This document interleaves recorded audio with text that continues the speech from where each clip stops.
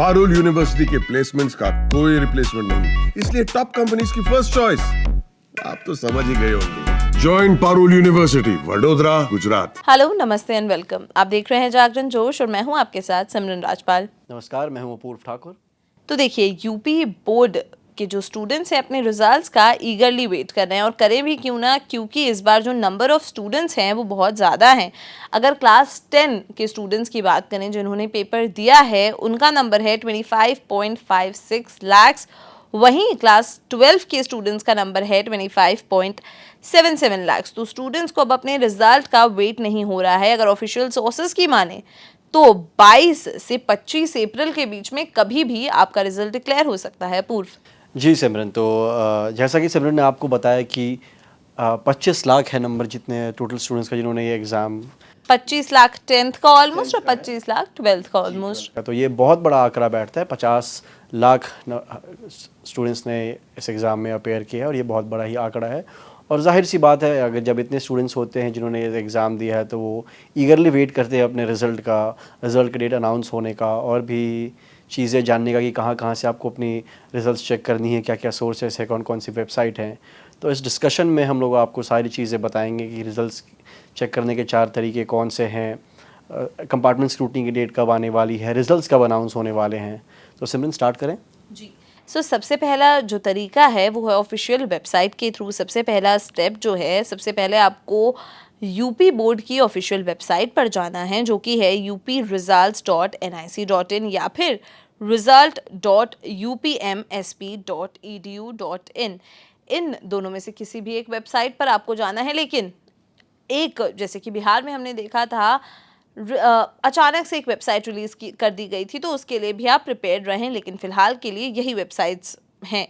उसके बाद स्टेप 2 अगर हम देखें तो आप जब होम पेज पर जाएंगे तो यूपी बोर्ड 10th रिजल्ट और 12th रिजल्ट दोनों का आपको लिंक देखने मिलेगा। जिस भी बोर्ड का आपको रिजल्ट चेक करना है आप उस पर क्लिक कर सकते हैं। उसके बाद जो होम पेज है, माफ़ कीजिएगा, नए पेज पर जब आप उस पेज पे डायरेक्ट हो जाएंगे, 10th या 12th जो भी होगा, आपको अपना रोल नंबर और DOB यानी कि ऑफिशियल डेट ऑफ बर्थ डालना होगा। फिर आप सबमिट पर दबाएंगे और कुछ ही देर में आपका रिजल्ट जो है वो आपकी स्क्रीन पर दिख जाएगा। और उसके बाद या तो आप उस रिजल्ट का एक स्क्रीनशॉट ले लें या फिर उसे प्रिंट आउट करवा दें। अपूर्व जी, तो सिमरन ने जैसे आपको बहुत सारे तरीके बताए रिजल्ट चेक करने का। सरकारी वेबसाइट, जागरण जोश की वेबसाइट पर आप रिजल्ट चेक कर सकते हैं, डिजी लॉकर के थ्रू चेक कर सकते हैं, और SMS के थ्रू भी आप अपने रिजल्ट को चेक कर सकते हैं। और जैसा कि सिमरन ने लास्ट में ऐड किया था, बहुत ही इंपॉर्टेंट है कि आप अपने मार्कशीट का जो ऑनलाइन आपको दिखेगा वो प्रोविजनल होगा। तो हम आपको सजेस्ट करेंगे कि उस वक्त आप उसको डाउनलोड कर लें या एक स्क्रीनशॉट ले लें, और उसके बाद जब सारी चीज़ें हो जाए अपने कंसर्न यूनिवर्सिटी से या स्कूल से या कॉलेज से उस मार्कशीट को ले लें, क्योंकि वो आपके फ्यूचर पर्पज़ के लिए काम आएगा। और इसके साथ ही साथ अगर हम बात करें, जैसा कि पूर्व ने कहा, आपको रिजल्ट का स्क्रीनशॉट या उसको सेव करना ज़रूरी है। लेकिन उसके साथ ही साथ आपको हम कुछ पॉइंटर्स बता रहे हैं जिन्हें आप ज़रूर से चेक करें जब आप अपना रिजल्ट देखें। सबसे पहला है रोल नंबर की रोल नंबर आपकी मार्कशीट पर लिखा है या नहीं, क्योंकि कुछ फर्जी वेबसाइट्स भी हैं जो रिजल्ट दिखाती हैं। तो ये सारे पॉइंटर्स आपको देखना बहुत ज़्यादा ज़रूरी है। रोल नंबर की सही लिखा है या नहीं। लोगों पर भी ध्यान दें कि जो ऑफिशियल लोगो है यूपी बोर्ड एग्जामिनेशन का वो है वहाँ पर है या नहीं। उसके बाद है पिता और माता का नाम और उनकी स्पेलिंग्स जो आपने वहाँ पर लिखी हैं, जो आपके एडमिट कार्ड पर लिखी हैं, वो मैच करती हों। उसके बाद है आपके सब्जेक्ट्स कौन कौन से हैं। खासतौर पर ये क्लास 12th के स्टूडेंट्स के लिए है कि क्लास 12th के स्टूडेंट सब्जेक्ट्स चूज़ करने होते हैं उन्हें, तो आपके सब्जेक्ट्स कौन कौन से हैं। उसके बाद आपके टोटल मार्क्स भी क्या क्या हैं, और रिजल्ट स्टेटस जो कि सबसे इम्पॉर्टेंट आता है, पास या फेल, वो भी आपको चेक करना बेहद ज़रूरी हो जाता है। पूर्व जी, तो आप अपने मार्कशीट पर इन सारे इन्फॉर्मेशन को ज़रूर देखें, क्योंकि बात ऐसी है कि 50 लाख स्टूडेंट्स हैं, तो वैसे गलती की गुंजाइश नहीं होती है सरकारी कामों में, बट कुछ भी हो सकता है। तो आप थोड़ा चौकन्ने रहें, सारी चीज़ें, स्पेलिंग वगैरह सारी चीज़ें अच्छे से आप देख लें ताकि आपको आपकी मार्कशीट सही तरीके से मिल जाए। और अब सिमरन, अगर पासिंग परसेंटेज की अगर हम बात करें तो 10वीं और 12वीं की पासिंग परसेंटेज से पहले पूर्व मैं दर्शकों को देना चाहूँगी कुछ डिटेल्स 10th और 12th के एग्जामिनेशंस के बारे में। पासिंग परसेंटेज पे हम उसके बाद बढ़ेंगे। तो जो बोर्ड का नाम है वो होगा उत्तर प्रदेश माध्यमिक शिक्षा बोर्ड यानी कि UPMSP। उसके बाद एग्ज़ाम का नेम 10th या 12th जो भी आपका है 2025 10th एग्जामिनेशन 2025 या 12th एग्जामिनेशन 2025, फिर ईयर होगा 2024 टू 2025। उसके बाद जो डेट होगी वो अभी तक डिक्लेयर नहीं हुई है। कहा जा रहा है कि 22 से 25 अप्रैल के बीच में होंगे, लेकिन अभी इस पर कोई ऑफिशियल अपडेट नहीं आया है। तो ऑफिशियल अपडेट के लिए जो भी उनकी ऑफिशियल वेबसाइट्स हैं यूपी बोर्ड की या फिर जो ऑफिशियल सोशल मीडिया हैंडल्स हैं उन पर ज़रूर अपडेटेड रहें आप। उसके बाद साथ ही साथ किस तरीके से बात की जाए रिज़ल्ट जारी किया जाएगा, तो वो होगा प्रेस कॉन्फ्रेंस के माध्यम से जारी किया जाएगा आपका रिज़ल्ट। फिर वेबसाइट पर जाके आप ऑफिशियल अपना रिज़ल्ट चेक कर सकते हैं, वहाँ पर लिंक एक्टिवेट हो जाएगा। फिर रिज़ल्ट मोड 2 ऑप्शंस हैं। ऑनलाइन में आपका है एक वेबसाइट, यानी कि ऑनलाइन प्लस ऑफलाइन में आप चले जाएंगे SMS मोड में। उसके बाद अगर हम रिज़ल्ट वेबसाइट्स की बात करें, जैसा कि हमने आपको पहले भी बताया, upmsp.edu.in या फिर upresults.nic.in। उसके बाद पासिंग मार्क्स यहाँ पर बेहद ज़रूरी हो जाते हैं। हर सब्जेक्ट में एटलीस्ट आपको 33% मार्क्स लाने ही लाने होंगे। फेल होने पर आपको 1 या 2 सब्जेक्ट्स में अगर आप फेल हैं तो आपको कंपार्टमेंट का ऑप्शन ज़रूर से मिलेगा। और टॉपर्स लिस्ट, जैसे कि पिछले सालों में देखा गया है कि यूपी बोर्ड टॉपर्स लिस्ट निकालता है, तो टॉपर्स लिस्ट भी जहाँ तक है ज़रूर से जाहिर की जाएगी ही।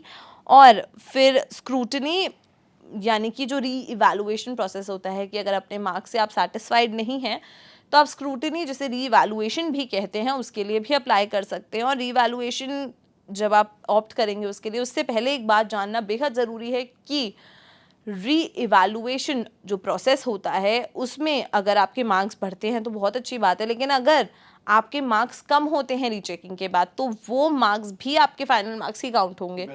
तो ये बेहद ज़रूरी है। पूर्व जी, तो जैसा कि सिमरन ने आपको सारी चीज़ें बताई कि डेट्स अभी अनाउंस हो सकती हैं 22 से 25 अप्रैल के बीच में, और सारी जानकारी आपको सरकारी वेबसाइट पर मिलती रहेगी। साथ ही साथ आप जागरण जोश भी फॉलो करते रहें। हम लोग भी सारी इन्फॉर्मेशन अपने वेबसाइट पर अपलोड करेंगे। आने वाले दिनों में हम कुछ वीडियो भी उस पर बनाएंगे। तो सिमरन ने आपको सारी चीज़ें बता दी, एग्ज़ाम रिज़ल्ट डेट के अनाउंसमेंट से लेकर के स्क्रूटनी और कंपार्टमेंट एग्ज़ाम्स का भी। इसमें मैं एक चीज़ और ऐड करना चाहूँगा दोस्तों, तो आपको पर सब्जेक्ट कुछ फ़ीस लगती है सिमरन, पर पेपर। अगर मान लो फॉर एग्जांपल आप हिस्ट्री का पेपर अपना रीचेक करवाना चाहते हैं तो वो सरकारी वेबसाइट पर वो पर सब्जेक्ट की फ़ीस अपडेट कर देंगे, उस हिसाब से आप इन्फॉर्मेशन ले सकते हैं। तो सिमरन अब आते हैं हम लोग 2024 के पासिंग परसेंटेज पर। तो सबसे पहले हम लोग बात करेंगे क्लास 10 के पासिंग परसेंटेज की, ओवरऑल क्लास 10 की 2024 की। तो क्लास 10 का पासिंग परसेंटेज रहा है 89.55%, जिसको कि हम लोग ऑलमोस्ट 90% बोल सकते हैं। वहीं अगर क्लास 12 की बात करें तो वो परसेंटेज है 82.60% पर। तो जैसा कि हमने बताया कि आंकड़ा बहुत बड़ा है, 25 लाख स्टूडेंट्स 10वीं में और 25 लाख स्टूडेंट्स 12वीं में। 50 से 55 लाख स्टूडेंट्स जब एग्ज़ाम दे रहे हैं, तो जो हमारे पास आंकड़े हैं उसके हिसाब से मैं कहूँगा कि 90% अगर 10वीं का ओवरऑल पासिंग परसेंटेज रहा है, इसका मतलब बहुत ज़्यादा आंकड़ों में स्टूडेंट्स ने बहुत अच्छी मेहनत की और वो शाइनिंग कलर्स से पास हुए हैं, जैसा कि हम कह सकते हैं। जी अपूर्व, लेकिन वहीं अगर हम एक बिगर पिक्चर को देखें तो आप अगर नंबर्स में जाएंगे तो अगर 10% स्टूडेंट्स भी फेल हैं तो भी वो नंबर फेल स्टूडेंट्स का भी बहुत ज़्यादा हो जाता है। तो ये दोनों चीज़ें, क्योंकि जब नंबर्स बड़े होते हैं, अगर पासिंग परसेंटेज हाई है लेकिन अगर 10% का भी डिफरेंस है तो वो बहुत लंबा हो जाता है अगर हम नंबर्स में देखें उसे तो। बिल्कुल सिमरन, बिल्कुल सही। और अगर वहीं अब हम बात करें क्लास 12 के टॉपर्स की, तो शुभम वर्मा ने टॉप किया था क्लास 12। उनकी स्ट्रीम अभी हमें नहीं दिख रही है, जिनके आए थे 489 आउट ऑफ 500 मार्क्स, जिनका परसेंटेज रहा 97.80। वहीं अगर टॉप स्कॉरर्स, जो अन्य टॉप स्कॉरर्स हैं सेकंड पे, क्योंकि 6 लोग हैं, लगभग 5-6 लोग हैं, तो उनके नाम अभी हम आपको बताएंगे, लेकिन जो उनका पासिंग परसेंटेज रहा था इन सभी का वो था 97.60, जिनमें है विष्णु चौधरी, काजल सिंह, राज वर्मा, कशिश मौर्य, चार्ली गुप्ता और सुजाता पांडे। अपूर्व जी, तो सिमरन जैसे कि हमने बहुत सारे स्टेट्स के हमने रिजल्ट्स को कवर किया है, आंध्र प्रदेश से लेकर गोवा से लेकर बिहार तक, बट सिमरन यहाँ पे देखने में आ रहा है कि 12वीं के टॉपर जैसे हर स्टेट्स में लड़कियाँ आगे रही हैं लड़कों से, बट यहाँ पर मामला कुछ अलग लग रहा है सिमरन, क्योंकि यहाँ पर शुभम वर्मा ने टॉप किया, 489 मार्क्स लेकर आए हैं 500 में। तो यहाँ पर हम कह सकते हैं कि पिछले साल लड़कों का बोलबाला ज़्यादा रहा है, क्योंकि हर स्टेट्स में लड़के ही आगे निकली हैं, बट उत्तर प्रदेश में लड़के आगे रहे हैं। तो सिमरन, तो इस पर कुछ कमेंट आप कुछ ऐड करना चाहेंगे कि क्या रीज़न हो सकता है कि बाकी स्टेट्स में लड़कियाँ, स्टेट में लड़के आगे रहे हैं? मुझे ऐसा लगता है कि हर एक स्टूडेंट की इंडिविजुअल मेहनत पर भी डिपेंड करता है। काफ़ी सारे रीजंस हो सकते हैं। मे बी क्योंकि देखिए, अगर हमने जो टॉप स्कॉलर्स हैं, अगर हम जो शुभम वर्मा जो टॉप किया है और बाकी जो 6 टॉपर्स हैं उनको भी देखें तो बहुत ज़्यादा डिफरेंस नहीं रहा है। तो ऐसा हम बिल्कुल नहीं कह सकते हैं कि लड़कियों ने परफॉर्म नहीं किया या अच्छे मार्क्स नहीं आए, लेकिन वहाँ पर ये हो जाता है कि गर्ल्स वर्सेस बॉयज़ जो पासिंग परसेंटेज है वहाँ पर वो भी कंपेयर करना होता है, अगर हम एक कंपैरिजन में देख रहे हैं इसे। जी, तो यही बात हो जाती है कि हो सकता है कि लड़कियों के भी मार्क्स बहुत अच्छे हों या मे बी और भी लड़के हों, पर 1-8% का डिफरेंस भी हो सकता है, लेकिन स्टिल जो मेहनत है वो तो दिखती है साफ तौर पर। स्टूडेंट की मेहनत तो दिखती है, और इसके साथ ही स्टूडेंट की मेहनत के साथ साथ में सरकार को और जो पेरेंट्स होते हैं उनका भी बहुत बड़ा रोल प्ले होता है इसमें, क्योंकि पेरेंट्स जो होते हैं अपने बच्चों को मोटिवेट करते हैं।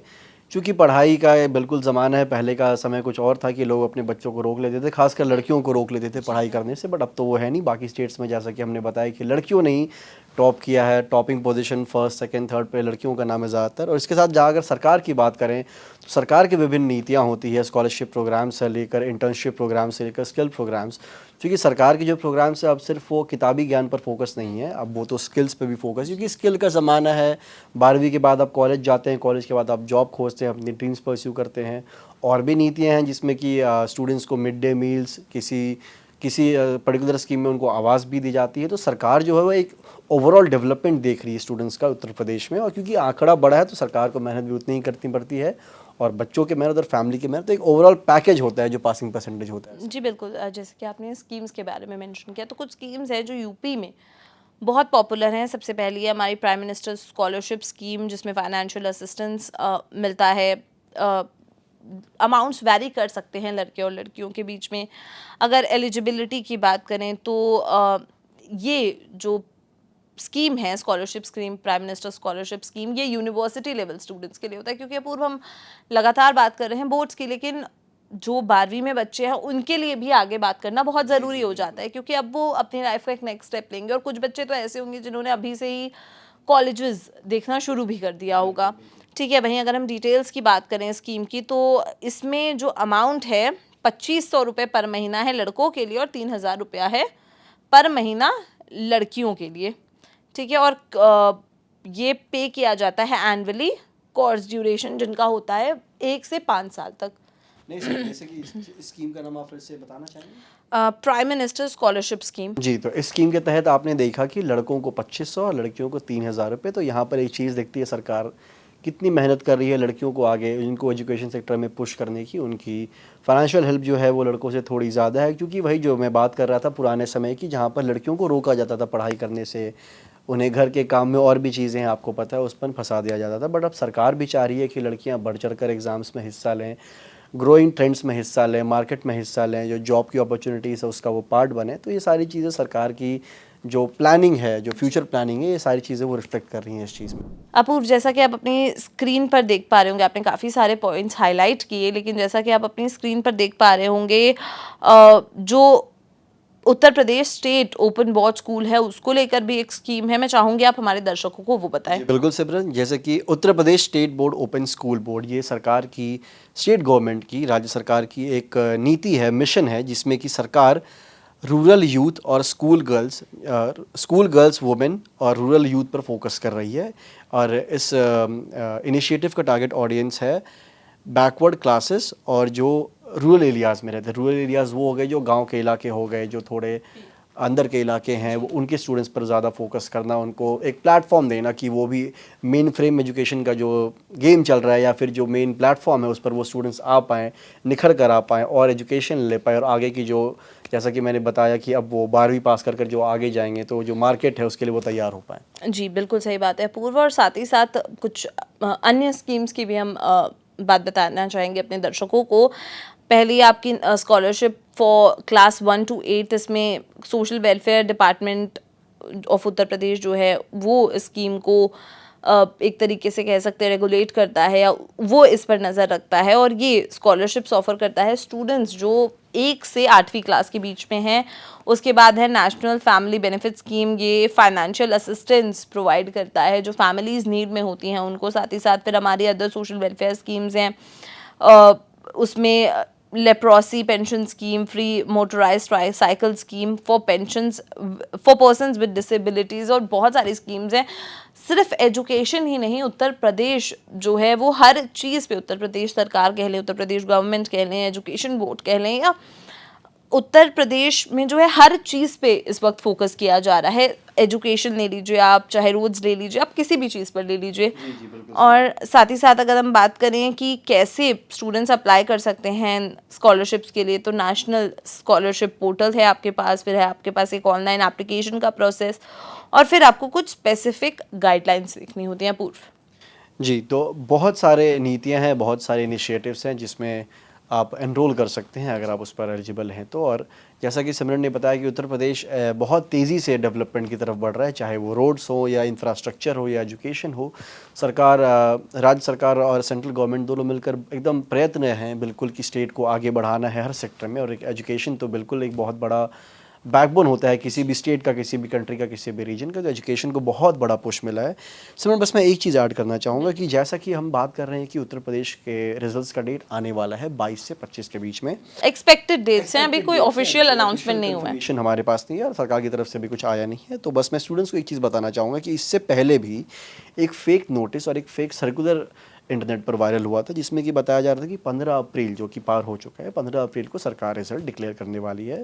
तो बस मैं स्टूडेंट से दरख्वास्त करना चाहूँगा अपने दोस्तों से कि वो सरकारी वेबसाइट पर जो इन्फॉर्मेशन आती है सिर्फ उसी पर ध्यान दें, क्योंकि ऐसे एक रश पैदा हो जाता है, एक फेक न्यूज़ फैल जाता है और एक अलग सा माहौल बन जाता है। तो मैं चाहूँगा कुछ भी पैनिक आप ना करें। कोई भी इन्फॉर्मेशन आपको चाहिए तो आप ऑफिशियल वेबसाइट पर जाएँ, ट्विटर पर जाएँ, वहाँ से आपको सही इन्फॉर्मेशन मिलेगी। सिमरन, तो जैसा कि अपूर्व ने बताया कि फेक जो सर्कुलर्स हैं, जो फेक नोटिसेस हैं, अभी बहुत ज़्यादा वायरल हो रही हैं, खासतौर पर सोशल मीडिया पर और कुछ इंटरनेट पर हम कह सकते हैं पूरे फेक नोटिसेस चल रही हैं, फेक अनाउंसमेंट्स चल रहे हैं। जब तक आपको किसी ऑफिशियल हैंडल पर ये चीज़ नहीं देखने को मिल जाती है, सबसे पहले आप उत्तर प्रदेश बोर्ड के, एजुकेशन बोर्ड के, या उत्तर प्रदेश के एजुकेशन मिनिस्टर के, या कहीं किसी भी ऑफिशियल वेबसाइट या किसी भी ऑफिशियल माध्यम से ना देख लें कि रिज़ल्ट इस तारीख को रिलीज़ हो रहा है। किसी भी अफवाह पर बिल्कुल भी यकीन ना करें। पूर्व, अब मैं चाहूँगी कि क्योंकि अब हम अपने दोस्तों से, अपने व्यूअर्स से विदा लेने जा रहे हैं, कोई एक लास्ट मैसेज आप जो देना चाहते हो। जी बिल्कुल, मैं अपने सारे दोस्तों से कहना चाहता हूँ कि जब भी रिज़ल्ट आए, सरकार की डेट जब भी आती है, आप अपना रिज़ल्ट चेक करें, सारी इन्फॉर्मेशन जैसा कि सिमरन ने बताया कि अपने मार्कशीट पर स्पेलिंग्स चेक करें, पिता का नाम, माता का नाम, हर चीज़ परफेक्ट होनी चाहिए। और जो भी आप लोगों में से टॉप करेंगे उनको बहुत बहुत बधाई है, जो रैंक होल्डर्स होंगे उनको बहुत बहुत बधाई है। और खासकर उन दोस्तों से जो एक अच्छा मार्क्स या फिर जो 1 लाख स्कोर ना ला पाए, उनको बस मैं अभी से ही कहना चाहता हूँ कि ये कोई आपके लाइफ का आखिरी एग्ज़ाम नहीं था, आगे और भी एग्ज़ाम्स होंगे, आप उनके लिए तैयारी करें, पढ़ाई करें, कोई टेंशन लेने की ज़रूरत नहीं है। अपनी फैमिली के साथ, अपने दोस्तों के साथ समय बिताएं। और आपने बहुत अच्छी मेहनत की है, बहुत कड़ी मेहनत की है, आपको अच्छे मार्क्स आएंगे, टेंशन बिल्कुल ना लें। Thank you. जैसे कि अपूर्व ने भी कहा कि आपकी ज़िंदगी का कोई आखिरी एग्ज़ाम नहीं है, आगे बहुत सारी चीज़ें होंगी, तो उन पर फोकस करें। और जो आपके रिज़ल्ट्स बहुत ही कम समय में, अब कभी भी डिक्लेयर हो सकते हैं, हम कह सकते हैं कभी भी एक नोटिस आ सकता है कि अब रिज़ल्ट डिक्लेयर हो रहे हैं। रिज़ल्ट्स आपकी स्क्रीन पर होंगे कुछ ही दिनों में या कुछ ही घंटों में भी हो सकता है, तो प्रिपेयर्ड रहें। और साथ ही साथ ये तो हो गई पिछले ईयर के डेटा की बात, किस तरीके से आप रिजल्ट्स चेक कर सकते हैं, डिटेल्स क्या होंगी। लेकिन जब उत्तर प्रदेश के रिजल्ट्स आने होंगे तो भी जागरण जोश पर आपको कवरेज ज़रूर मिलेगा, छोटी से छोटी चीज़ का, चाहे वो कंपार्टमेंट का हो, चाहे वो डेट एंड टाइम अनाउंस का हो, चाहे वो कोई भी चीज़ हो, चाहे वो रीवैल्यूएशन का हो। और साथ ही साथ हम लाइव भी इस पर ज़रूर आने की कोशिश करेंगे। तो जागरण जोश को सब्सक्राइब करना बिल्कुल भी ना भूलें। मिलते हैं अगली वीडियो में। धन्यवाद।